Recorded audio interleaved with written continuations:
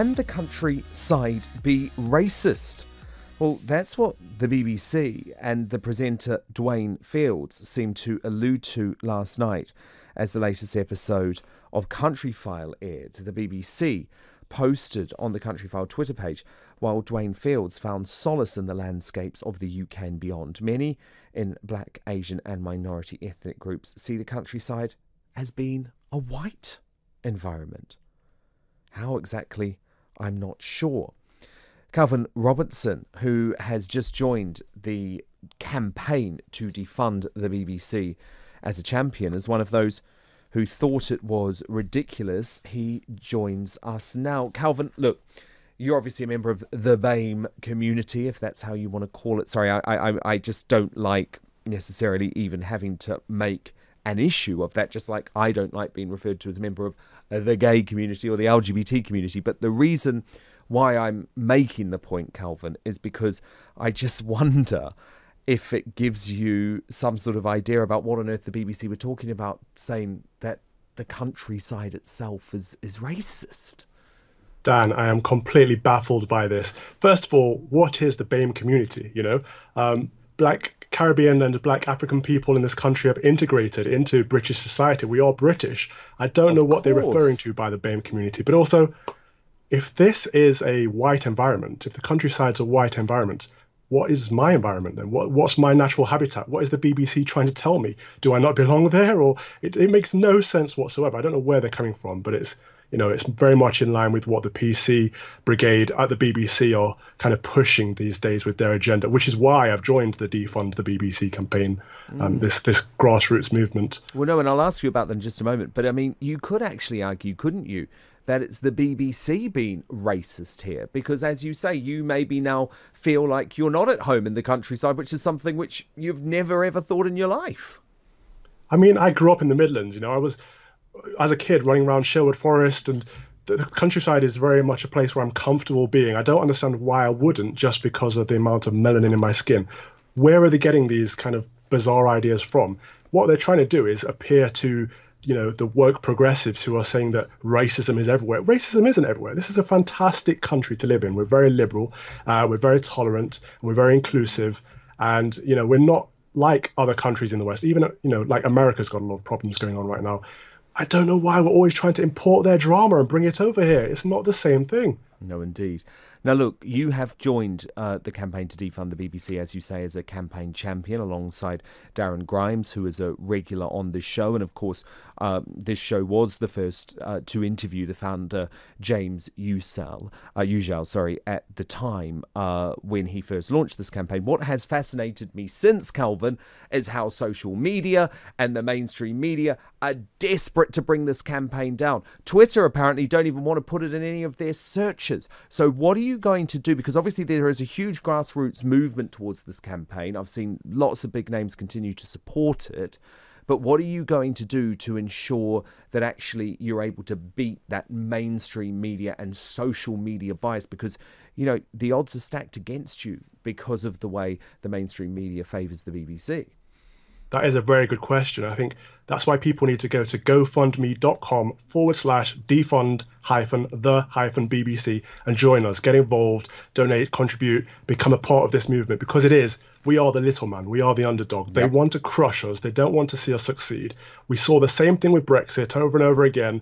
And we're going to show them once more that, you can't silence the silent majority forever. People are beginning to speak up because we care about these issues. Yes. And can we just clarify as well, Calvin, because Dan Walker, the presenter of BBC Breakfast, tried to claim that this campaign was somehow fueled by Russian bots, whereas actually James, who set it up, is just a university student in Glasgow, right? So can you just tell Dan Walker straight that you're not a Russian bot? There are actually people supporting this campaign, whether Dan Walker wants to believe it or not. Dan, you're being a crazy conspiracy theorist. I am just a regular campaigner. I've known James for a while. He's a great guy, a great young conservative. He's campaigned as well on a few things. The same with Darren, great vocal proponent of these issues. So I don't know any Russian bots. What are you talking about? It's conspiracy theories going mad. Well, Calvin, please keep us updated with this campaign. That is Calvin Robinson, who is the campaign champion for Defund the BBC. Did you see this Countryfile example last night when a BBC Countryfile account claimed that many in the black, Asian and minority ethnic groups see the countryside as being a white environment, which has been largely slammed, including by many BAME folk? Well, I love Countryfile, and I'm horrified to hear that they're doing something as politically affiliated as this. Adam Henson's a fantastic presenter, and the huge number of farmers in my constituency don't just watch Countryfile for the weather forecast. But this sort of nonsense is really unhelpful to what is essentially a really good television programme. Indeed, couldn't agree more. It's a great idea, really, really good idea. Bill Wiggin, Conservative MP, thank you so much for explaining it. What do you reckon? 03444991000. Simon is in Bath. Simon, I believe you've got a view on this whole BBC Countryfile scandal. I most certainly have, actually. I'm actually a member of the BAME community who left Stockwell in London, and I now live in the Cotswolds. But I think the bigger picture now, the BBC, for me, I think they think they're doing us a favour. I really do. I think they think they're rubbing diversity in our noses. And I'm sorry, but there's one thing I can't stand. It's having obvious morality shoved down my throat.